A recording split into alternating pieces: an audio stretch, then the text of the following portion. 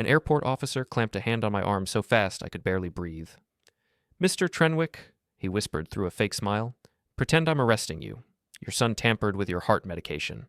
If you board that plane, you might not survive takeoff. Before we continue, we ask you to hit the hype button, subscribe, and like the video to help the channel grow. Tell us which city you are from in the comments. We would like to get to know our audience better."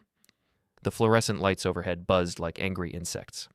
Terminal C at Denver International stretched behind me in a blur of rolling suitcases and boarding announcements. My chest felt tight. Not panic, not yet.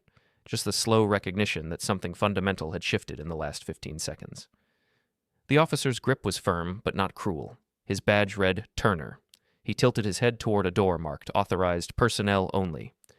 "Walk with me, casually. Your son is watching from Gate 47. I glanced back. Lucas stood near the boarding counter, phone pressed to his ear, eyes scanning the crowd. He looked nervous. No, he looked calculating. My son, 28 years old, 3 failed startups, a mountain of debt I had stopped paying off 2 years ago when I realized he would never learn, and now this. Turner guided me through the door. The hallway beyond was sterile white, empty except for a janitor's cart and the hum of ventilation systems. We turned left, then right, descending a short flight of stairs into what looked like a break room. He shut the door. "Sit." I sat. He pulled out a tablet, tapped twice, and turned the screen toward me. Security footage. Black and white. Timestamp showed 40 minutes ago. Lucas stood near a restroom entrance. He reached into his jacket, pulled out a small pill bottle, glanced around, then walked into the men's room. The angle switched. Interior camera. Lucas opened my medication container, dumped the contents into a trash receptacle, then refilled it from a different bottle he had been carrying. Vitamins, probably. Harmless, useless. My heart condition required specific medication before flying. Hypertrophic cardiomyopathy. The walls of my heart muscle too thick. Stress, altitude changes, dehydration could trigger arrhythmia. I had explained this to Lucas 100 times. He knew. Turner paused the footage. "We flagged this during routine surveillance review. TSA shares feeds with CBP when we see suspicious behavior. Your son's body language tripped an algorithm. Then we saw what he did." I stared at the frozen image. Lucas's face, pixelated but unmistakable, caught mid-motion as he sealed the bottle. "Why?" My voice came out flat. "That's what I want to know." Turner leaned against the table. "You're HALE Trenwick, Senior VP at North Timber Group. You have a chronic heart condition. Your son swaps your medication right before a cross-country flight. If you board that plane and something happens mid-flight, the aircraft diverts. Emergency landing, paramedics, hospital, and while you're incapacitated, someone with power of attorney makes decisions." The words landed like stones in cold water. "He doesn't have power of attorney. Not yet." Turner tapped the tablet again. Another video. Lucas and a young woman, blonde, sharp-featured, sitting in a coffee shop. Yesterday. "Madison Roy, your daughter-in-law, financial consultant. This was recorded by someone she met with last week. Anonymous tip. She's been negotiating with a group involved in illegal timber extraction. They need access to protected forest land your company controls." I felt the floor tilt.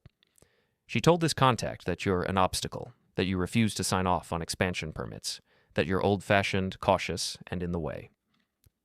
Turner slid a printed document across the table. A contract. My signature at the bottom. Except I had never seen this document before in my life. The signature was digital. Forged. "They need your executive credentials," Turner said, "but they need you out of commission long enough to use them. A medical emergency gives them time. Maybe a week, maybe more. Enough to push through deals you would never approve." My hands curled into fists. "How long have you known?" "About the medication swap? An hour? About the rest?" Turner shrugged. "We've been building a file for 3 days. Madison Roy's been sloppy. She thinks she's untouchable. But people talk, and your son isn't as smart as he thinks." I looked at the contract again. The forged signature, the protected land marked for harvest, zones I had fought to preserve for years, old-growth timber that shouldn't be touched for another decade at minimum. "Why tell me this?" I asked. "Why not arrest them?" Turner's expression hardened. "Because what they did isn't quite enough for federal charges yet. Swapping medication could be argued as a mistake. Forging a digital signature is harder to prove without a clear trail. And the illegal logging group? They're smart. They use intermediaries. Madison's just a consultant on paper." He He leaned closer. But you're not powerless. You have access. You have authority. And you have about 15 minutes before your son realizes you didn't board that plane. I stood. My legs felt steady. My heartbeat surprisingly calm. What do you suggest? Turner handed me a key card. Staff exit. Leads to the maintenance garage. Your car's in long-term parking, Lot E. We'll tell your son you were detained for secondary screening and missed the flight. By the time he figures out you're gone, you'll have a head start. I took the key card. Why help me? Turner's jaw tightened. Because I've seen what happens when families turn on each other for money, and because someone who plans to sabotage their own father's heart medication doesn't deserve to win. I walked toward the door, then stopped. The footage. Can I have a copy? Turner smiled grimly. Already on a flash drive in your coat pocket. I reached in, found it, cold metal against my fingers. One more thing, Turner said. If you're going after them, do it smart. Don't do anything that lands you in prison. Men like your son, they fall apart when they lose control. Just take it from them piece by piece. I nodded once. Then I left. The maintenance garage smelled like oil and rubber. I found the exit, pushed through into blinding afternoon sunlight, and walked across 4 lanes of service road toward Lot E. My hands shook now. Not fear, rage. Lucas had handed me the pill bottle this morning, smiled, said, "Don't forget, Dad. You need these before takeoff." I had thanked him. My phone buzzed. Text from Lucas.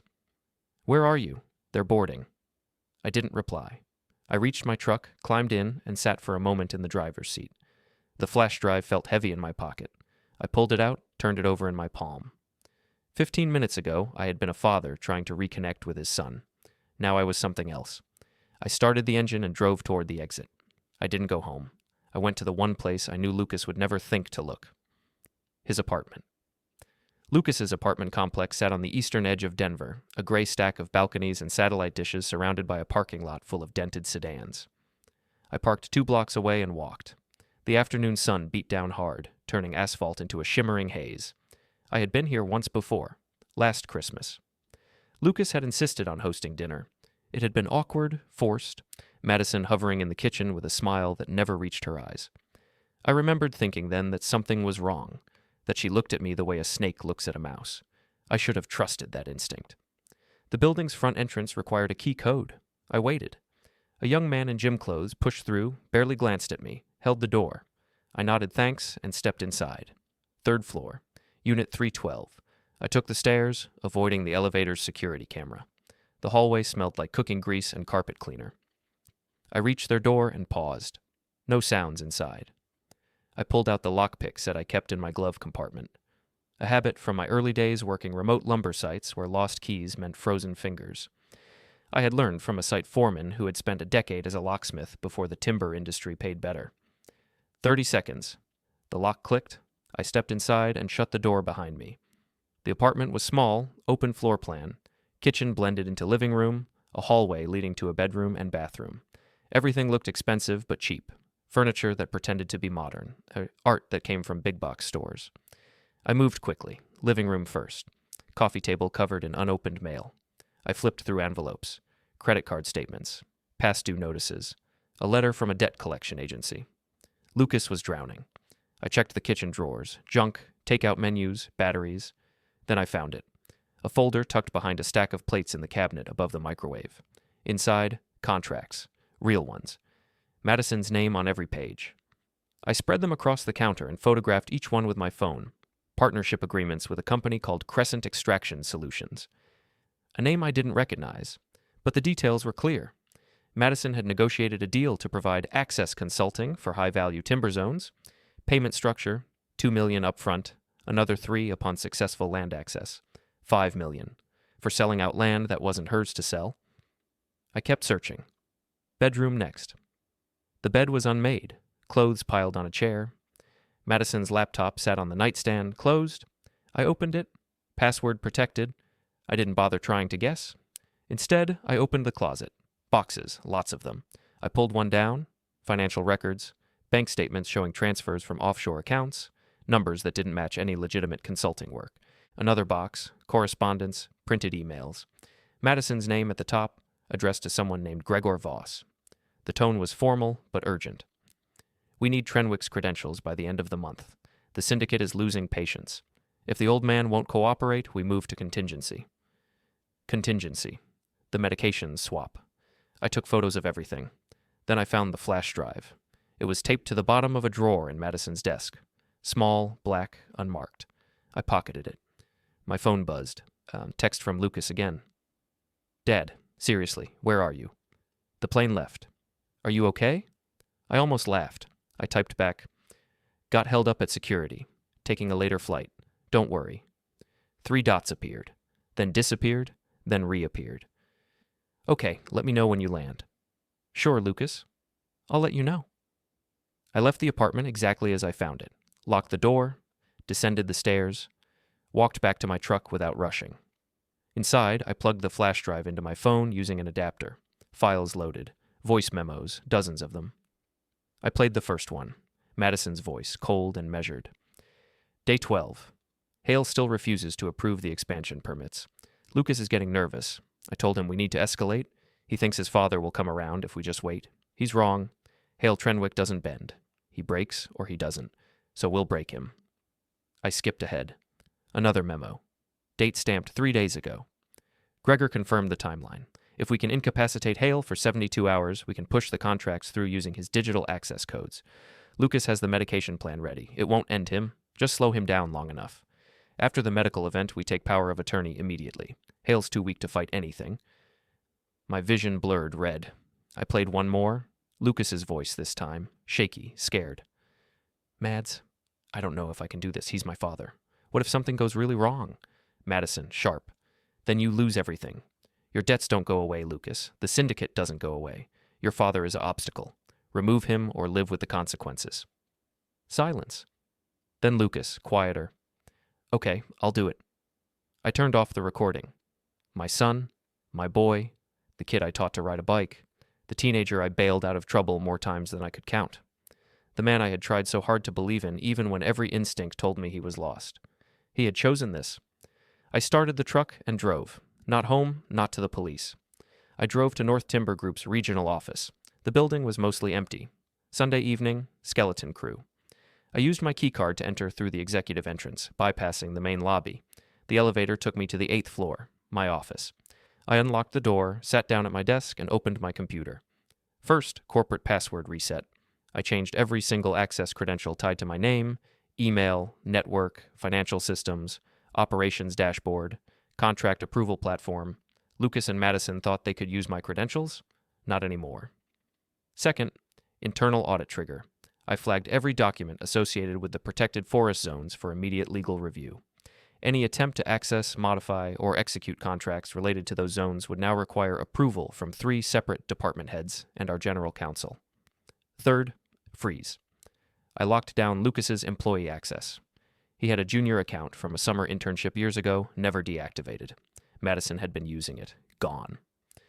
Finally, I sent an encrypted message to our head of security. Potential breach attempt. Need surveillance on attached accounts. Do not alert subjects.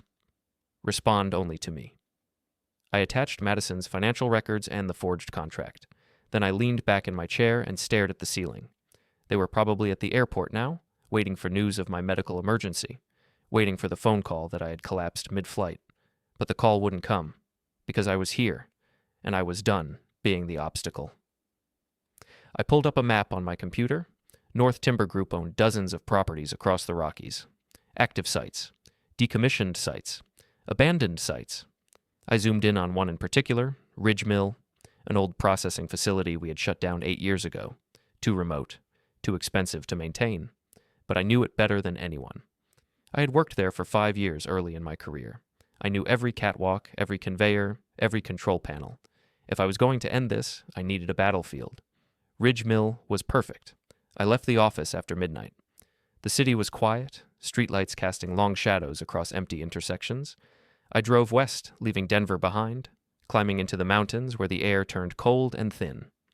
Ridge Mill sat 2 hours outside the city, accessible only by a logging road that hadn't been maintained in years.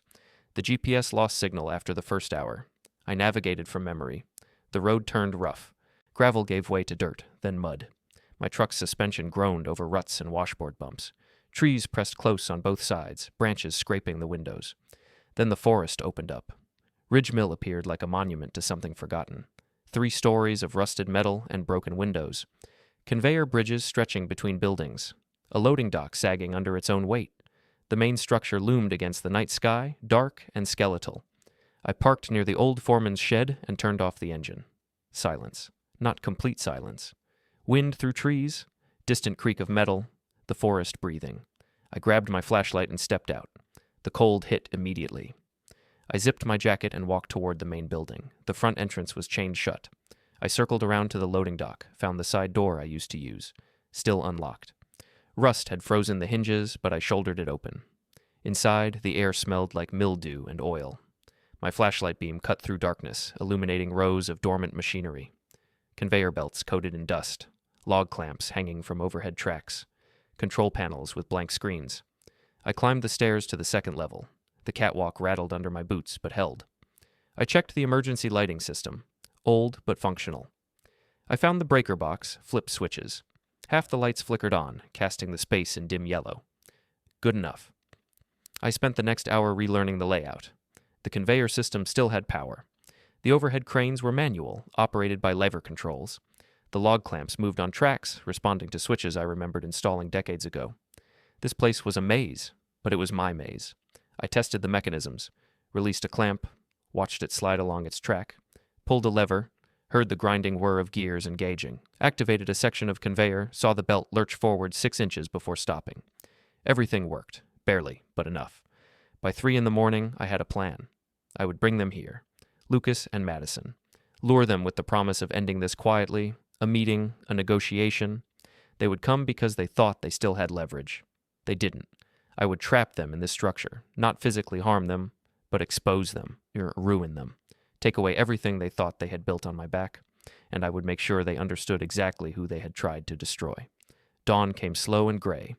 I sat on the loading dock, drinking instant coffee I had made with a portable camping stove from my truck. The forest stretched out below, valleys filled with mist, peaks catching the first light. My phone buzzed. Text from Lucas. "Dad, you didn't check in. Are you okay?" I typed back, "Rough flight, just landed, taking a day to recover." Immediate response. "Where are you staying?" "Hotel near the airport, need rest." Another pause, then, "Okay, let me know if you need anything." I smiled. He thought I was weak, vulnerable, exactly where he wanted me. Let him think that. I opened my laptop, connected to a satellite hotspot, and accessed North Timber Group's internal server. The audit I had triggered was already generating reports. Legal was reviewing contracts, security had flagged Madison's financial activity, but nothing official yet. No arrests, no charges. Because Turner had been right. They hadn't quite crossed the line far enough. Swapping medication could be explained away. Forged signatures required proof of intent. Madison's deals were structured through intermediaries. They were careful, but careful wasn't the same as smart. I opened a new document and began drafting a message. To Lucas Trenwick, Madison Roy. From HALE TRENWICK. Subject, let's end this. You want my signature? You want my credentials? You want control of North Timber Group's protected zones? Come to Ridge Mill, tomorrow, sunset. Bring Madison, come alone. We'll settle this face-to-face. No lawyers, no intermediaries, just us. You think I'm weak. You think I'm finished.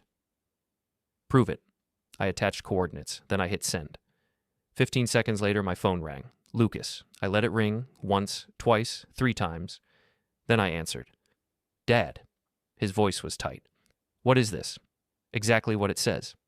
Ridge Mill? That place is condemned. It's private. Quiet. No witnesses. Isn't that what you want? Silence on the other end. I could hear Madison in the background, her voice low and urgent. Why would I come there? Lucas asked. Because you tried to sabotage me. Because you forged my signature.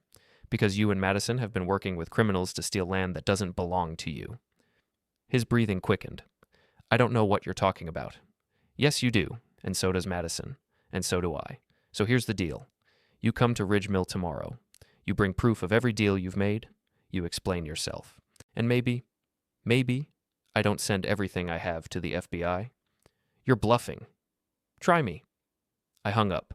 My hands were steady. They would come. I knew they would, because they were desperate. And desperate people make mistakes. I spent the next 24 hours preparing Ridge Mill like a stage, not for harm, for revelation. I rigged the emergency lighting system to activate in zones, controlled by switches I hid in accessible locations. I cleared pathways through the machinery, ensuring I could move quickly while anyone unfamiliar would stumble. I tested every door, every catwalk, every control panel. The main confrontation would happen on the 3rd level, the observation deck where supervisors used to oversee the processing floor. It had windows on 3 sides, catwalks leading in from different directions, and a single exit that could be locked from the inside. Perfect. I set up a projector I had brought from my truck, an old one from company presentations. I connected it to my laptop and aimed it at the largest wall. Then I loaded every piece of evidence I had gathered: photos of the forged contracts, audio files of Madison's voice memos, bank statements, emails, everything. If they wanted a confrontation, I would give them one, but on my terms. Sunset came at 6:47 p.m. I was on the observation deck by 6, watching the access road through binoculars. 6:32 p.m. A black SUV appeared, winding up the muddy track, right on time. I watched it park near my truck. 3 people got out: Lucas, Madison, and a 3rd man I didn't recognize. He was broad-shouldered, moved with the careful precision of someone trained in combat or security work. He scanned the area, hand resting near his waistband. A fixer. So Madison had brought insurance. I smiled. They thought 3 against 1 was enough. They had no idea where they were. I descended from the observation deck, moving through the shadows of the 2nd level. I reached a control panel near the main entrance and waited. Voices outside. Madison's sharp tone cutting through the evening air. This is stupid. He's bluffing. Lucas uncertain. What if he's not? The 3rd man, calm. Doesn't matter. We find him. We talk. If he doesn't cooperate, we convince him. The door creaked open. Flashlight beams swept the interior. Mr. Trenwick? Lucas's voice echoed. Dad, are you here? I flipped the first switch. Emergency lights overhead blazed to life, illuminating the ground floor in harsh white. Lucas flinched. Madison raised a hand to shield her eyes. The fixer didn't react, just adjusted his stance, scanning for threats. Welcome to Ridge Mill. My voice boomed from speakers I had connected to my phone, hidden throughout the structure. An old PA system, still functional. I'm glad you came. Where are you? Madison demanded. Doesn't matter. What matters is why you're here. Lucas stepped forward, trying to sound confident. You said we could settle this, so let's settle it. Settle? I let the word hang. You tried to sabotage my heart medication. You forged my signature. You sold access to protected land to criminals. And you think we're going to settle? You don't understand, Lucas said. We were trying to save the company. You're too cautious, too old-fashioned. The industry is changing, and you're holding us back. Holding you back from what? Prison? Madison's voice turned cold. We have the contracts. We have the connections. You can either cooperate or you can watch everything you built get sold off piece by piece. Really? I flipped another switch. The projector activated on the observation deck above them, casting images onto the wall. The forged signature, Madison's emails with Gregor Voss, bank statements showing offshore transfers. Lucas stared up at the images, face draining of color. Madison stepped back. How did you... I've had 3 days, I said. 3 days to find every lie you told, every deal you made, every crime you committed, and now all of it is documented, backed up, sent to people who will know what to do with it. You're lying, Madison hissed. Am I? I played the first voice memo. Madison's voice filled the space. After the medical event, we take power of attorney immediately. Hale's too weak to fight anything. Lucas turned to her. You said it wasn't about hurting him. You said it was just business. It is business, Madison snapped. He's the one making it personal. The fixer spoke for the first time. Enough talking. Where is he? He drew a tool, not a firearm, a taser. So they had come prepared to coerce me. I flipped a third switch. The conveyor system roared to life. Belts lurched forward, machinery grinding and clanking. The sound was deafening, disorienting.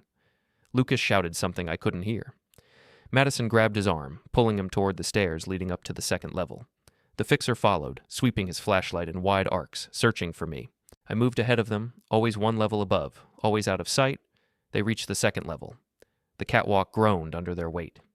This is insane, Lucas yelled over the machinery noise. I shut down the conveyors. Silence crashed down. Insane! My voice echoed from a different speaker now, behind them. You think this is insane. You tried to collapse my heart mid-flight. You tried to steal my life's work. You conspired with criminals. We didn't have a choice, Lucas screamed. I'm drowning in debt. Madison's connections were the only way out. So you chose to destroy me instead of asking for help? You wouldn't have helped. Lucas's voice cracked. You never believed in me. You always thought I was a failure. The words hit harder than I expected, because part of me knew he was right. I had stopped believing in him, stopped hoping he would change. But that didn't excuse what he had done. You're right, I said quietly. I stopped believing in you, but you proved me right. You chose betrayal over honesty. You chose crime over integrity. And now you'll live with those choices. Madison's voice cut through. Gregor's people are coming. If you think you've won, you're wrong. The syndicate doesn't forgive loose ends. Then you better run. I activated the final sequence. The overhead crane system engaged. Log clamps descended on their tracks, moving slowly but inevitably toward the catwalk where they stood. Lucas looked up, eyes wide. Dad, stop! Get off the catwalk. They ran. They stumbled back to ground level. The fixer leading, Madison behind him, Lucas last. From the third level, I tracked them through gaps in the machinery. The fixer was competent, tool-ready, alert, covering angles. But he didn't know this mill. He didn't know the blind spots, the weak supports, the shadows. I did. I took the back stairwell, circling to cut them off. At the loading dock, he checked the main door. Locked. The side door, locked too. I'd sealed every exit except the one that led deeper into the mill. He's trapping us, the fixer said. Madison cracked. We need to get out. There's a window on the second level, Lucas said. West side, from when Dad used to work here. Show me, the fixer said. I let them go. The window had been bricked up 5 years ago. They reached the second level, hurried to the west wall, and found the bricks. No, Lucas whispered. The fixer turned, tool raised. Mr. Trenwick, step out. Let's talk. I stepped into the light across a broken section of catwalk. Adults don't sabotage heart medication, I said. We're leaving, he replied. Help us or move. You're not leaving until I'm done. Then we do it the hard way. He fired the taser. I sidestepped. The prongs hit the metal wall and fell. Before he could reload, I released the steam valve. High-pressure steam flooded the catwalk, swallowing everything in white fog. Visibility vanished. I moved by muscle memory to the junction of the catwalks and crouched. Footsteps, heavy boots, the fixer. He passed within 3 feet. I grabbed a hanging length of chain and slammed it against the railing. The clang echoed like a loud alarm. The fixer spun and fired blindly into the steam, missing. I was already moving, circling back toward Lucas and Madison. Found them huddled near the bricked window, Madison gripping Lucas's arm, both of them coughing in the steam. You can't win this, Madison gasped. Even if you trap us here, Gregor's people will come. They'll find you. Let them. Lucas looked at me through the steam, eyes red and watering. Dad, please, we can fix this. We can make it right. How? By giving back the money? By undoing the forged contracts? By pretending you didn't try to hurt me? I didn't want to hurt you. I just wanted... What? My job? My life? My legacy? I wanted to matter, Lucas shouted. I wanted to be more than just your disappointment. The words hung in the steam between us. I had heard variations of this before, at Thanksgiving dinners that turned into arguments, at Christmas when he showed up drunk and defensive, at birthday lunches where he spent more time on his phone than talking to me. But hearing it now, in this place, with everything exposed between us, it felt different. It felt true. You mattered, I said quietly. You always mattered, but mattering wasn't enough for you. You wanted glory without the work, success without the sacrifice. And when that didn't happen, you decided to take what you thought you deserved. That's not fair, Lucas said. Fair? I felt something cold settle in my chest. You want to talk about fair? I gave you opportunities, paid for your education, covered your debts, introduced you to people who could have helped you build something real, and you squandered every single chance. Madison cut in, her voice sharp even through the coughing. This is exactly why we had to go around you. You never believed in him. You never saw his potential. His potential? I turned my attention to her. His potential to forge documents? To conspire with criminals? To sabotage his own father? His potential to think bigger than your outdated ethics, she snapped. The timber industry is changing. Old men like you are holding it back with your regulations and environmental concerns. Lucas understood that. He understood what needed to happen. He understood nothing. You manipulated him. Used his resentment, turned him into a tool. I turned him into someone who could finally act instead of just complaining about his life. The steam began to clear. Shapes became visible again. The fixer had moved closer, positioning himself between them and me, tool ready. Enough philosophy, the fixer said. We're leaving, right now. You can either show us the way out, or we find it ourselves and you deal with whatever happens next. I looked at Lucas, really looked at him. His face was pale, sweating, eyes darting between me and Madison and the fixer. He looked terrified. Good. Fear meant he was finally understanding the reality of what he had done. There's a service corridor, I said, behind the processing floor. Leads to an exterior door on the north side. Show us, the fixer demanded. I shook my head. I'll tell you how to get there, but I'm not leading you. You want out? You find your own way. That's not how this works. That's exactly how it works. You came here thinking you had leverage, thinking you could threaten me into cooperating. But you have nothing. No hostages. No tools that change anything. Just desperation. Madison's face twisted with rage. You sanctimonious. Save it, I interrupted. Here's how you get out. Take the stairs down to ground level. Head east past the saw station. You'll see a yellow door marked maintenance. Go through it. Follow the corridor for about 200 feet. You'll hit a junction, turn right. Another 100 feet and you'll reach an exit with a panic bar. Push it and you're out. The fixer studied me. If you're lying, then you stay trapped. Your choice. He considered for a moment, then nodded to Madison and Lucas. Let's go. They moved toward the stairs. Lucas hesitated, looking back at me one more time. Dad, he started. Go, I said. They descended into the shadows. I waited until their footsteps faded.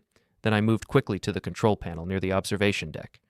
I pulled up the security camera feed on the tablet I had left there earlier. Watched them reach the ground level. Watched them find the yellow maintenance door. Watched them disappear into the corridor. Then I locked every other exit remotely and waited. They would reach the junction.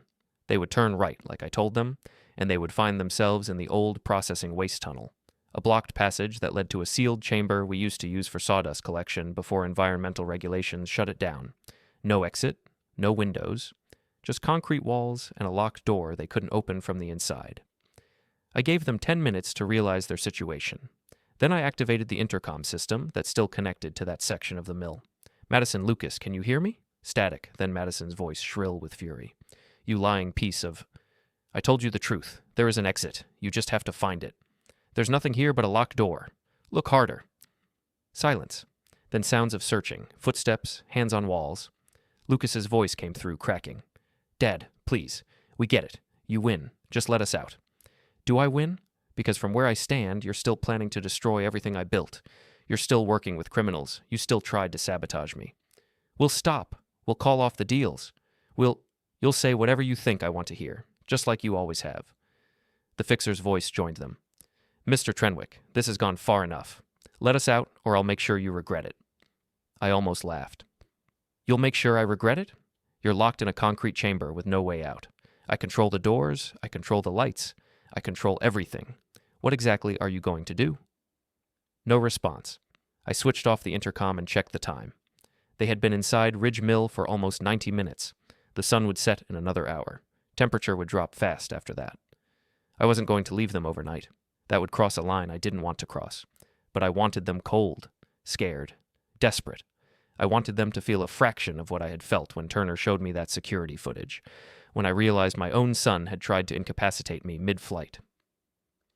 I descended to the ground level and made my way to the maintenance corridor. Stood outside the sealed chamber door and listened, arguing. Madison and Lucas, voices rising and falling in accusation and defense. The fixer, trying to keep them calm, trying to problem solve. I pulled out my phone and opened the voice recording app. Then I knocked on the door. Instant silence inside. I'm going to ask you questions, I said through the steel. And you're going to answer them honestly. If you lie, I'll know, and you'll stay in there until morning. What questions? Madison asked. How long have you been planning this? Pause. 6 months, she admitted. Maybe longer. The idea started a year ago when I first made contact with Gregor's people. But the actual plan took shape 6 months back. Whose idea was the medication swap? Another pause. Longer. Mine, Lucas said quietly. That hurt more than I expected. Why? I asked. Because Madison said it was the only way. She said you'd never give us access voluntarily. She said we had to create a situation where we could act without your interference. And you believed her. I was desperate, Dad. The debt collectors were calling every day. I was going to lose everything. Madison offered a way out. By destroying me. By working around you, Madison corrected.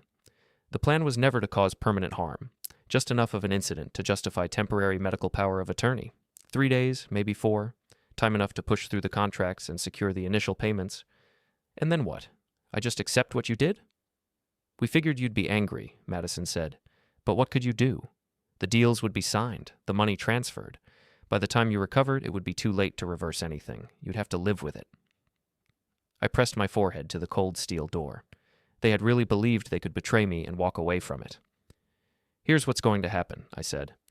I'll let you out, but not yet. First, you're going to record confessions. Everything. The medication swap, the forged signatures, the deals with Gregor. Why would we? The fixer asked. Because if you don't, I send everything I have to the FBI tonight. You'll be in handcuffs by morning. If you confess now, you get 24 hours to turn yourselves in and maybe reduce your sentences. You're bluffing, Madison said. I held up the flash drive Turner had given me. I have footage of Lucas swapping my medication. I have your voice memos, financial records, offshore transfers, forged contracts. I have everything. Silence. You're going to prison, I said. The only question is how long. Cooperate, and maybe you still have years left to rebuild something. Fight it, and you won't see daylight until you're old. More silence. Then Lucas whispered, What do you want us to say? Everything. I slid my phone under the door and hit record. Lucas talked first. Debts, pressure, Madison's promises, the slow collapse into conspiracy, the medication swap, the guilt. Madison followed, colder, describing her work with Gregor's network, the payments, the plan to use Lucas's access, her view that HALE TRENWICK needed to be removed. The fixer, Ryan Voss, finished, admitting his role as security and his purpose tonight, intimidation or neutralization. 40 minutes. Clear, detailed, damning. Now let us out, Madison demanded. I unlocked the door. They stepped into the dim corridor, exhausted and defeated. Ryan Voss looked at me with something like respect. You played this well. I didn't play anything. You mistook yourselves for people with leverage. Lucas wouldn't meet my eyes. What happens now? You have until tomorrow night to turn yourselves in. After that, I send everything to the FBI. And if we run, you'll be caught, and when you are, every recording and document goes public. Your names will be synonymous with fraud and betrayal. You'll never rebuild. Madison's expression hardened. You hate us that much? I don't hate you. I just won't shield you from consequences. I turned and walked toward the exit. Behind me, Lucas began to cry. I didn't look back. I sat in the observation deck, watching the security feed trained on the tunnel exit. Lucas, Madison, and Ryan crowded around the locked door, shoving, kicking, nothing moved. Madison screamed, Lucas collapsed against the wall.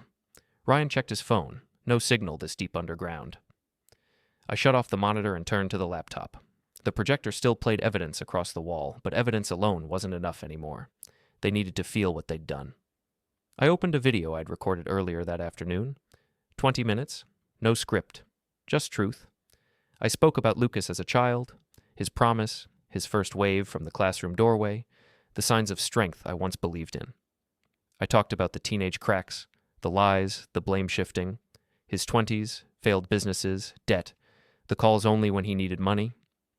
I spoke about Madison, how I'd tried to welcome her despite my instincts, how I saw the way she measured assets before people, how I hoped I was wrong. I wasn't. Then I explained the medication swap, what it meant, what it could have done. If I had boarded that plane, I said on the recording, if I'd trusted those fake pills, I could have ended up in a life-threatening situation. My heart condition requires exact timing. Miss a dose, and altitude, stress, or exertion can trigger arrhythmia. Stroke, cardiac arrest, permanent damage. I paused, staring into the lens.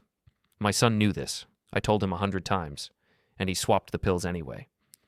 My recorded voice tightened. That's not ambition. It's attempted harm. Debt or desperation doesn't excuse it. Lucas chose money over my life, and I have to live with that truth. The video ended with me saying, You thought I was the obstacle, I was the foundation, and now you'll see what happens when the foundation walks away. I uploaded the file to a private server and sent the link to 3 parties, the board of North Timber Group, the company's general counsel, and the regional FBI office handling corporate fraud. Then I sent copies to Lucas and Madison's phones. No signal down here, but it didn't matter. Once they reached civilization, the messages would arrive, and the truth would follow. And everyone would know. My phone buzzed. Text from the head of security at North Timber Group. Audit complete. Flagged contracts have been frozen. Madison Roy's accounts have been locked pending investigation. Legal recommends immediate termination and referral to federal authorities. I typed back, approved. Another message appeared. This one from Officer Turner. Heard you went off-grid. Everything okay? I hesitated, then replied, finishing what you started. Don't do anything stupid. Too late. I pocketed the phone and descended from the observation deck. Time to end this.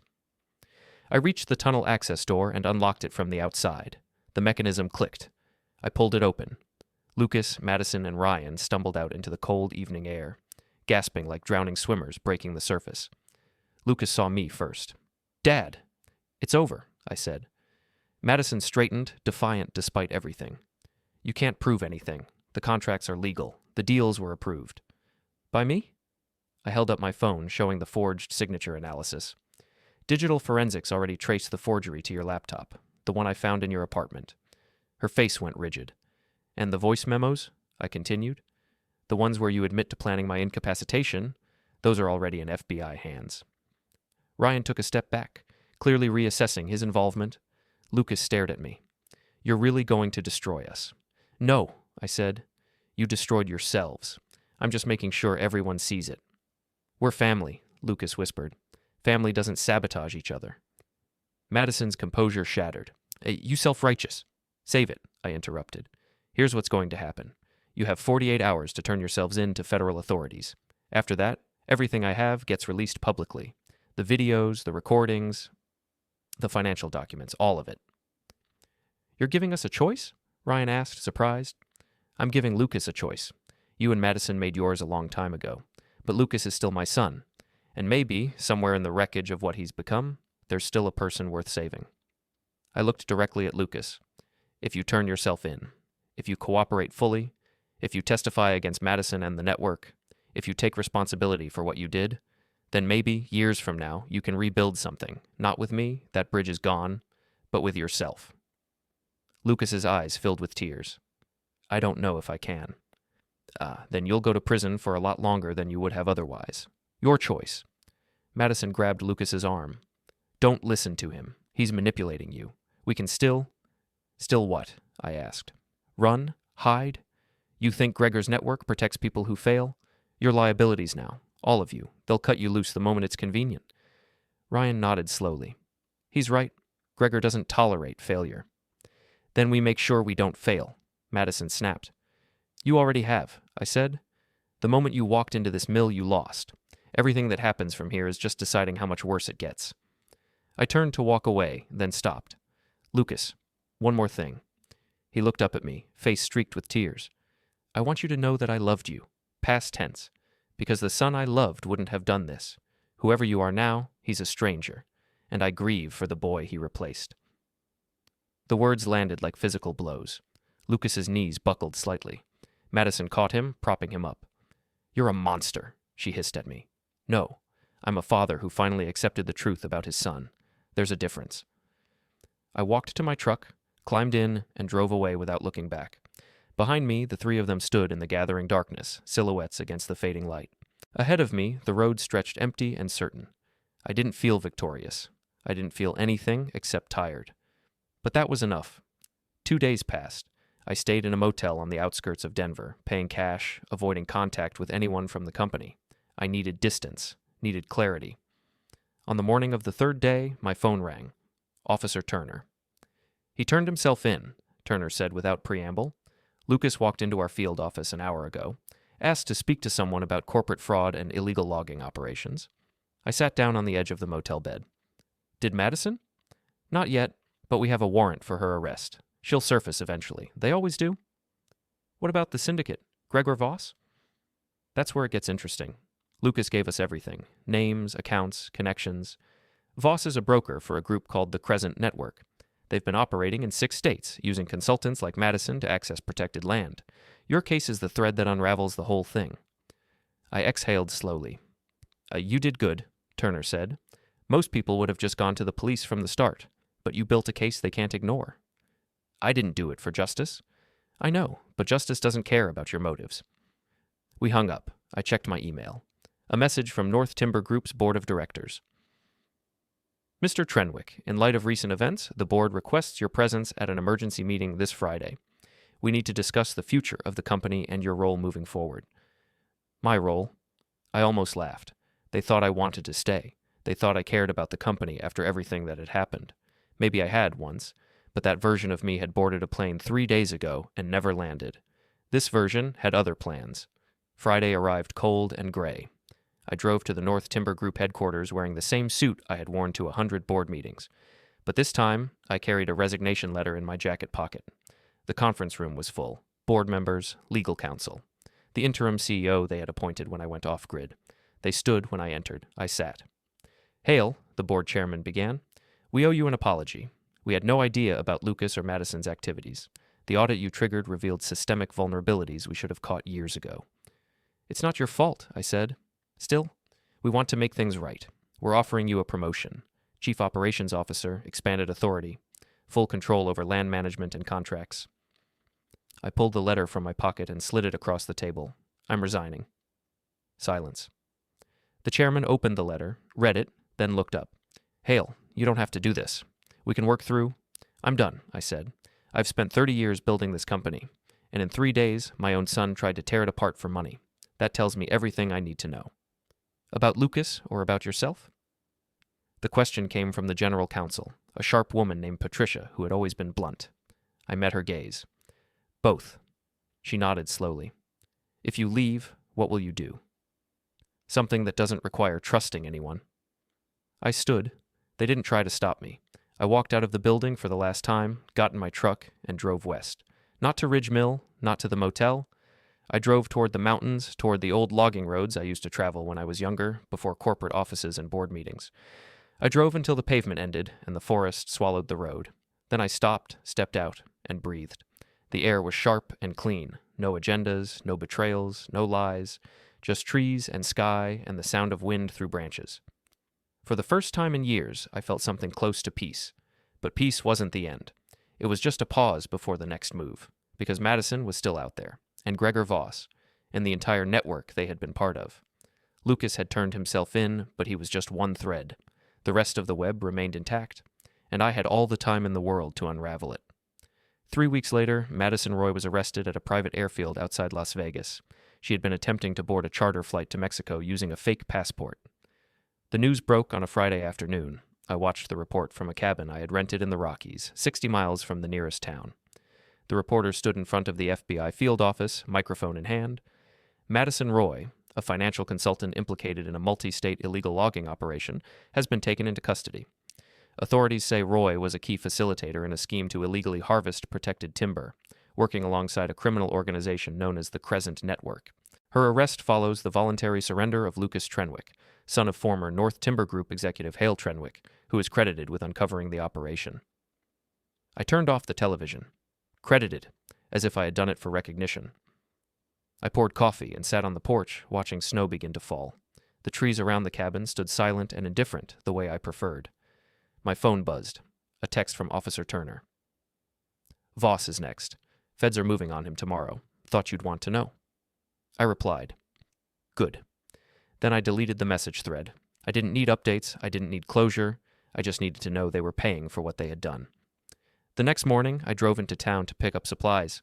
The general store was small, warm, staffed by a woman in her 60s who remembered me from years ago when I used to work the mountain sites. Haven't seen you in forever, she said. Heard you left the company. Retired, I said. Retired at 55? Lucky man. I didn't correct her. I paid for the supplies and left. On the drive back, I passed the turnoff for Ridge Mill, the old access road, barely visible under snow. I slowed, but didn't stop. That place had served its purpose. Now it could return to the forest. Back at the cabin, I opened my laptop and checked the secure server where I had uploaded all the evidence against the Crescent Network. The FBI had accessed it multiple times, downloaded everything, built their case. But there were files I hadn't given them, files I had kept for myself, names of other consultants, other executives, other companies that had worked with the network, knowingly or unknowingly. The operation was bigger than Madison and Lucas, bigger than Gregor Voss, and it would take years to dismantle completely. But I had time. I opened a new document and began compiling a list, in targets. Not for revenge. Revenge was what had driven me to Ridge Mill. This was something else. Accountability. I would find every person who had profited from destroying protected land, every executive who had turned a blind eye, every regulator who had been paid off, and I would expose them, one by one, methodically, patiently, because that's what I was good at, not speeches, not confrontation, just slow, deliberate action that left no room for escape. The snow fell harder. The cabin grew cold. I added wood to the stove and kept working. Hours passed. By evening, I had identified 12 names. By midnight, I had detailed files on 6 of them. By dawn, I had sent anonymous tips to 3 separate regulatory agencies. Then I closed the laptop and slept. For the first time in months, I didn't dream about Lucas. I didn't dream about anything. Spring came slowly to the mountains. Snow melted into streams, trees budded green, and the forest came alive with sound. I stayed in the cabin, leaving only for supplies and the occasional hike along old trails I remembered. The world continued without me. North Timber Group hired a new CUO. The company issued a public statement about strengthening internal controls and severing ties with any contractors linked to illegal operations. Lucas was sentenced to 3 years for fraud and conspiracy. He would serve 18 months with good behavior. Madison got 7 years. No possibility of parole. Gregor Voss fled the country before the FBI closed in. Last I heard, he was operating somewhere in South America, but his network was fractured, his assets frozen, his connections severed. The Crescent network collapsed, and I kept working. Not publicly, not for credit, just quiet, persistent investigation. I found a pattern. Consultants like Madison, working through shell companies, brokering deals between legitimate corporations and criminal extraction groups. The corporations got plausible deniability, the criminals got access, the consultants got rich. It was elegant, almost invisible. But once you knew what to look for, it was everywhere. I documented everything, sent reports to the right people, watched as indictments rolled out one by one. By summer, 4 more consultants had been arrested. By fall, 2 executives had resigned under pressure. By winter, an entire regulatory board in Oregon had been dissolved after I leaked evidence of systematic bribery. I didn't feel triumphant. I didn't feel anything. Just a quiet sense of purpose. Then, in December, I received a letter, handwritten, no return address. I opened it carefully. Dad. I know you probably don't want to hear from me. I wouldn't blame you if you threw this away without reading it. I've had a lot of time to think about what I did, about why I did it, about who I became. You were right. I wasn't sorry. I was just scared. But I am sorry now, not because I got caught, because I hurt you. I don't expect forgiveness. I don't expect anything. I just wanted you to know that I understand what I destroyed, and I'm going to spend the rest of my life trying to be better than the person I was. Lucas. I read the letter 3 times. Then I folded it, put it back in the envelope, and placed it in a drawer. I didn't respond. Not because I was angry, but because words didn't matter anymore. Only actions did. If Lucas meant what he said, I would see it in how he lived his life after prison. Until then, the letter was just paper. January arrived with heavy snow and bitter cold. I spent the month inside, organizing files, cross-referencing data, preparing the next wave of reports. Then, on the 15th, my phone rang. Officer Turner. Hale, we need to talk, I answered. What is it? Gregor Voss. He's back in the country. I sat up. Where? Montana, small town near the Canadian border. He thinks he's safe. Thinks we've moved on. Have you? Not even close. But here's the thing. Voss is smart. He's insulated. We can't touch him legally without more evidence. And the only person who can get that evidence is someone he wouldn't suspect. I understood immediately. You want me to help? Not officially, but yes. I should have said no. I should have stayed in the cabin, stayed out of it, let the FBI handle their own case. But I didn't, because Voss was the root. Madison and Lucas had been symptoms. Consultants and executives had been enablers. But Voss was the architect, and he was still out there. What do you need? I asked. Turner exhaled. I'll send you the details, but Hale, be careful. This guy isn't like Lucas. He doesn't panic. He doesn't make mistakes. Neither do I. That's what I'm counting on. We hung up. I stared at the phone for a long moment. Then I began packing. The town was called Whitewood. Population 800, one main street, a gas station, a diner, and a motel that looked like it hadn't been updated since 1975. I checked in under a fake name, paid cash, and spent the first 2 days observing. Voss was careful. He lived in a rented house on the edge of town, rarely left, and when he did, he drove a nondescript sedan and wore sunglasses even in overcast weather. But he had a routine. Every morning at 7 a.m. he went to the diner, sat in the corner booth, ordered coffee and eggs, worked on a laptop for an hour, then left. I watched from across the street, hidden behind the tinted windows of my truck. On the third day, I went inside. The diner smelled like grease and burned coffee. I took a seat at the counter, 2 booths away from Voss, and ordered breakfast. He didn't look up. I ate slowly, listening. Voss was on the phone, speaking quietly. I couldn't hear the words, but the tone was clear. Business, deals, operations continuing despite the collapse of the network. He was rebuilding. Of course he was. Men like Voss didn't quit. They adapted. I finished my meal, paid, and left. That night, I sent Turner a message. He's running a new operation, still active, still connected. Turner's reply came an hour later. Can you prove it? I thought about that. Proof required evidence. Evidence required access. Access required risk. But I had come this far. I wasn't stopping now. The next morning, I followed Voss when he left the diner. He drove east, out of town, along a Forest Service road that wound into the mountains. I stayed back, far enough to avoid suspicion. After 30 minutes, he turned onto a private drive. A gate blocked the entrance, but he entered a code and it opened. I continued past, then doubled back on foot. The property was large, a cabin, a barn, several outbuildings. I moved through the trees, staying low, observing. Voss met with 2 men. They unloaded crates from a truck. The crates were unmarked, but the way they handled them suggested weight. Machinery, maybe, or equipment for processing timber. I took photos, captured faces, documented everything. Then I withdrew. That night, I sent the photos to Turner. His response? That's enough. We're moving in. But it wasn't enough for me, because Voss wasn't just running operations. He was planning something bigger. I could see it in the way he moved, the way he checked his phone constantly, the way he looked over his shoulder. He knew the FBI was closing in, and he had an escape plan. I spent the next day preparing. I rented a second vehicle, stocked it with supplies, mapped every road leading out of Whitewood. If Voss ran, I would follow, and if he didn't run, I would make sure he couldn't. The FBI raid happened at dawn. 3 vehicles, 12 agents. They surrounded the property, executed the warrant, and breached the cabin. But Voss wasn't inside. He had left an hour earlier, alerted by a contact inside the local sheriff's office. I had anticipated this. I was already on the road, following the sedan I had seen him switch to the night before. He drove fast, reckless, heading north toward the Canadian border. I stayed behind him, tracking his movements, waiting for the right moment. He stopped at a rest area 20 miles from the border. I parked nearby and approached on foot. Voss stood beside his car, phone pressed to his ear, arguing with someone. I stepped into the open, he saw me, froze. Then recognition flickered in his eyes. Trenwick. Voss. He lowered the phone slowly. You've been busy. So have you. This doesn't concern you anymore. Your son's in prison. Your daughter-in-law's finished. Walk away.